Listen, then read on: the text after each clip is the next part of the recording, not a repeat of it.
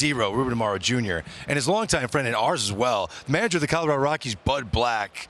Ruben, established this relationship. How long you guys go back? Well, we were locker mates back in '95 in Cleveland. I had an opportunity to spend a lot of time with him. I actually knew another one of his good friends, Mark Gubasaw, who I went to high school with.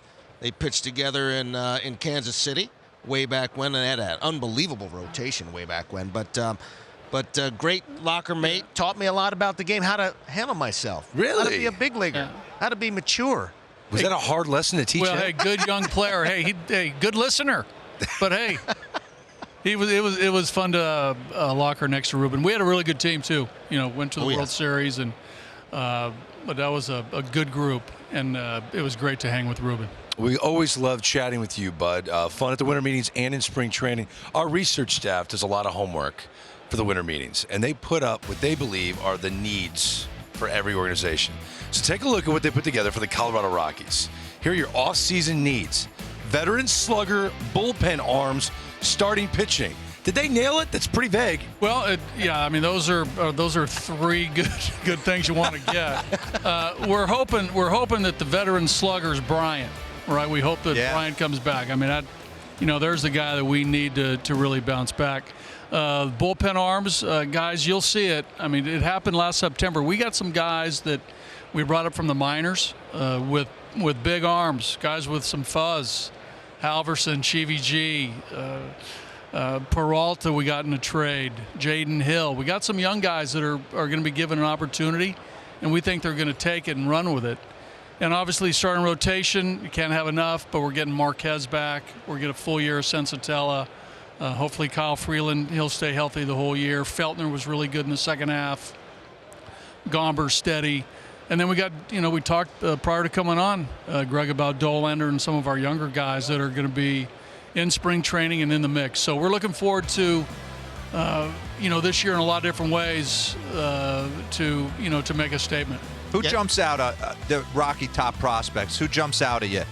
Well, Dollander pops out right away. The Zach Veen guy, if he could get it rolling, he looks hard. When he's been on the field, he's produced. Yeah. He's been banged up a little bit, but I think he's getting to the age now where he's sort of starting to figure out what this is all about. Young player that understands that this is professional baseball and this is real, and I think he gets it. But Yanquiel Fernandez was on that list. Charlie Condon, drafted, really high for us last year. He's going to be a player. But youth is coming, and obviously you want it sooner rather than later. Timetables are different, but all those guys on that list have talent. So Coors Field is one of those real challenging places, especially athletically in the outfield.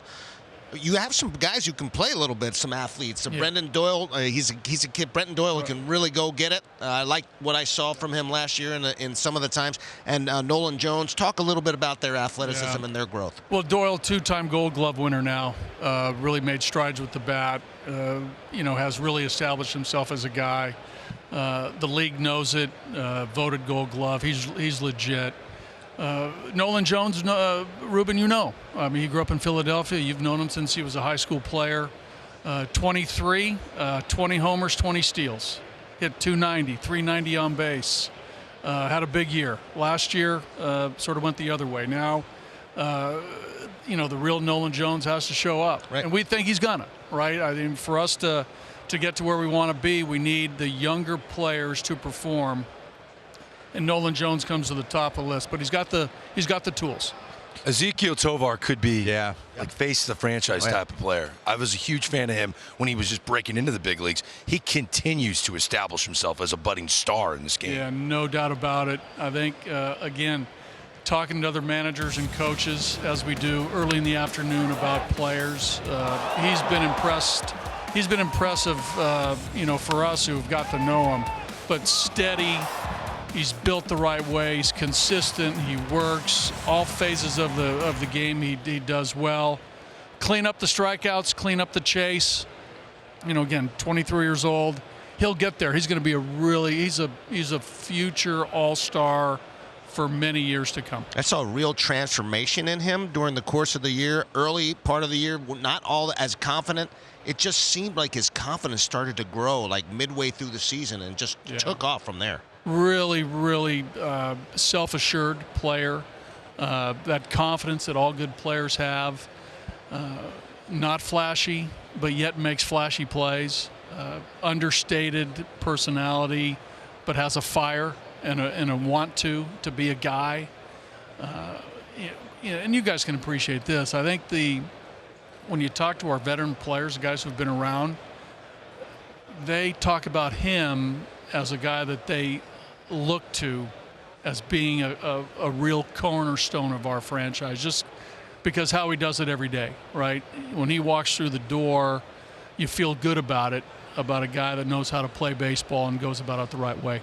I wanted to give you guys some love for the way you handled the Charlie Blackmon situation.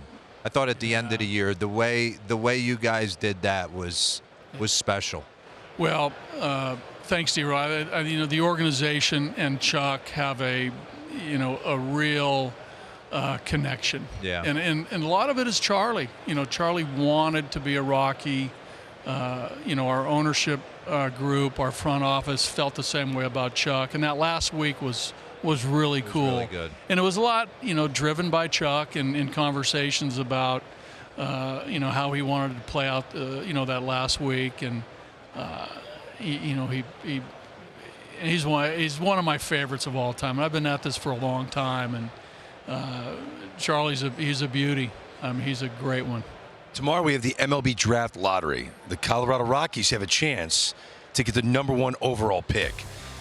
I don't think fans understand how incredibly important that is to the future of an organization. How many faces of a franchise we've seen get taken #1 overall. Could And get you another see, Holiday. I mean, yes, you're right, Matt Holly, great call. 22.5%, you have the same odds and chances as the Marlins. Could add to this incredible list of young talent. Look at this. This is according to MLB.com. The guys are in play. Ethan Holiday is a stud. Everyone's buzzing about him. Could change an organization. What's ironic, right before I came down here, I was up in our suite, and our scouts, as you guys know, the people in the room, we were talking about everybody on that list. Showed some video. They were going through the exercise of breaking each guy down, just sort of getting a little head start on next year's draft. But our guys are on those guys. I know that, and it's there's some good ones, especially those top 4 guys I think that were on that list. Yeah.